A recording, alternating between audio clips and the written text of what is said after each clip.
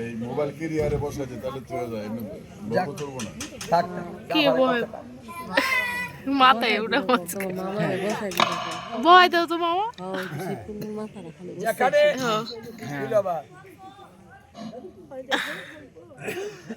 গীতা ভাগবত অধ্যয়ন হয়, সেখানে সমস্ত দেবগণের আগমন ঘটে। এই স্থানটা এত পবিত্র হয়, এই স্থানে যদি শত শত অশ্বমেধ যজ্ঞ করা হয়, তবুও গীতা ভাগবত যেখানে একবার অর্চন করা হয় তার সমান হয় না। এটা কত পবিত্র, মানে সমস্ত দেবতার পূজা করিলেও গীতা ভাগবতের একবারের সমান হয় না, মানে এত পবিত্র হয়। এই জন্য কারণ ভগবান যেখানে সবাই উপস্থিত তাকে শেখায়। তাই দেবগণ বলেছিলেন, হে প্রভু, তুমি যে নববৃন্দাবন করবে সেখানে আমরাও যাব, তোমার নববৃন্দাবনে আমরাও এই ভগবত কথা শ্রবণ করব, নাম সংকীর্তন শ্রবণ করব। এই জন্য ভাগবতে বলেছে, এক হরি নামে সকলকেই খুশি করা সম্ভব।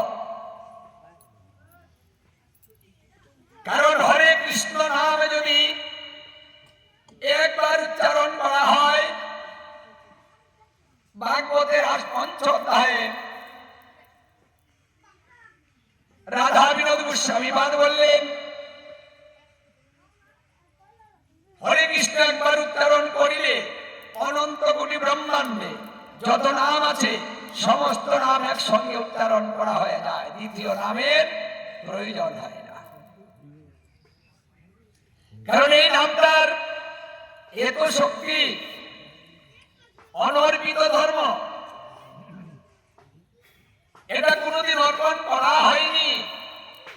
আমাদের ভাগ্য ভালো, আমাদের স্বীকৃতি আছে, তাই আমরা এমন একটা সুন্দর সময়ে আমাদের জন্ম হয়েছে।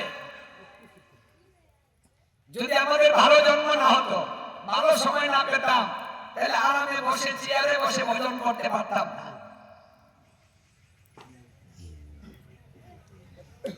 এই সুযোগ বারবার আসে না, দিনে একবার, প্রতিদিন না, বলছে দিনে একবার সুযোগ দেওয়া হয়। তাহলে কোন দিন? এটা আমাদের দিন নয়। কার দিন? বলছে ব্রহ্মার দিন। ব্রহ্মার দিন আর আমাদের দিনের মধ্যে পার্থক্য আছে। ব্রহ্মার একদিন আর আমাদের 432 কোটি বৎসর। হিসাবটা বুঝেছেন? মানে ব্রহ্মার একদিনে আমাদের 432 কোটি বৎসর হয় একদিন। এই ব্রহ্মার একদিনে এই 432 কোটি বৎসরের মধ্যে সুযোগটা দেওয়া হয় একবার। কখন দেওয়া হয়? যখন দিনের অর্ধেক হয়, ওটা মধ্যাহ্ন সময় দেওয়া হয়, মানে অর্ধেক দিন। দেখুন, মধ্যাহ্ন সময়টা কিন্তু গুরুত্বপূর্ণ। আমরা দিনে একবার সুযোগ পাই, আমরা দিনে একবার মুখরাগ করি, মধ্যাহ্ন। মধ্যাহ্নের সেবা যদি ভালো হয়, তাহলে রাতের সেবা হালকা কিছু হলেই হয়। মানে মধ্যাহ্নের সময়টা ভোজন এবং ভোজন দুটোই কিন্তু মধ্যাহ্নেই হয়ে থাকে। এই জন্য সুযোগটা দেওয়া হয়েছে ব্রহ্মার একদিনে মধ্যাহ্ন 216 কোটি বৎসর যখন হয়, তখন অর্ধেক দিন হয়। এই অর্ধেক দিনে বৈবস্বত্তর মনন্তর হয়। আমাদের যে মনন্তরটা এখন চলছে সেটা হচ্ছে বৈবস্বত্তর মনন্তর, অষ্টাবিংশ চতুর্যুগ। অষ্টাবিংশ অষ্টাবিংশ চতুর্যুগ চলছে। এক একটা মনন্তরে সময়সীমা হলো সত্য, ত্রেতা, দ্বাপর, কলি, এই চারটে যুগ ৭১ বার ঘুরবে। একজন মনন্তর এতদিন পর্যন্ত রাজত্ব করবে। তাহলে দেখুন কত বছর পর্যন্ত সে রাজত্ব করবে। কারণ সত্যযুগের পরমায়ু হচ্ছে ১৭,২৮,০০০। ত্রেতা যুগের পরমায়ু হচ্ছে ১২,৯৬,০০০। দ্বাপর যুগের পরমায়ু হচ্ছে ৮,৬৪,০০০। কলি যুগের পরমায়ু হচ্ছে ৪,৩২,০০০। এই চারটা যুগ ৭১ বার। এইভাবে একটা মনন্তরের কাল হয়। তাই ব্রহ্মার একটা দিনে ১৪টা মনন্তর হয়। ১৪টা মনন্তরের অর্ধেক হলো সপ্তম মানে ৭। এই সপ্তম মনন্তরে অষ্টাবিংশ চতুর্যুগে এই হরিনাম সুযোগ ভজন আছে, গীতা ভাগবত শ্রবণ ভজন আছে, আরাম প্রিয় ভজন আছে। তাহলে আমাদের ভাগ্যটা কত ভালো যে আমরা এই সময়টার মধ্যে, সুযোগটার মধ্যে আমাদের জন্ম হয়েছে। তারপরে জন্মটা হয়েছে কোথায়?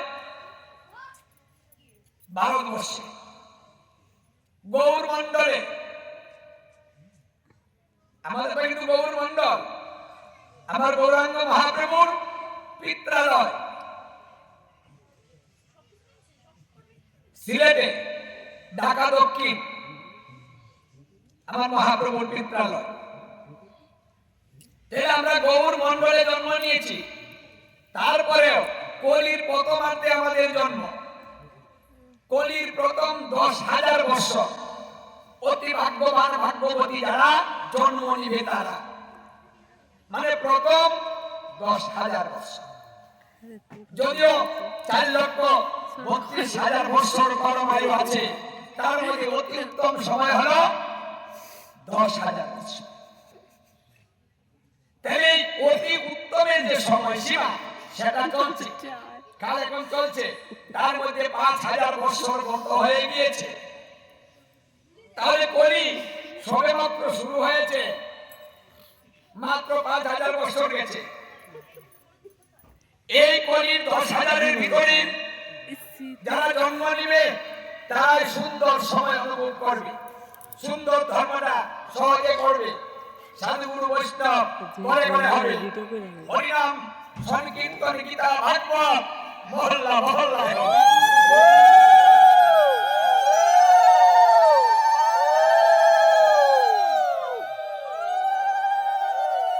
মানে প্রতিদিন হতো, এটা ভাবতে থাকবে। দেখুন দিন দিন বাড়ছে, কিন্তু আগে তো হরিনাম হতো, এত গীতা ভাগবত হতো, এত বৈষ্ণব ছিল না। দিন যাবে আর বাড়বে, কারণ মহাপ্রভু যে বলেছেন পৃথিবীতে আছে যত নগরাদি গ্রাম, সর্বত্র প্রচার হবে মোর এই নাম।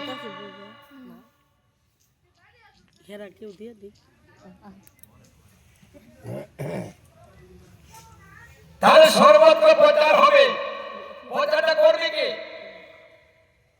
তাই সাধুগুরু বৈষ্ণবরাই প্রচার করবে। তাহলে একটু হিসাব করে দেখুন,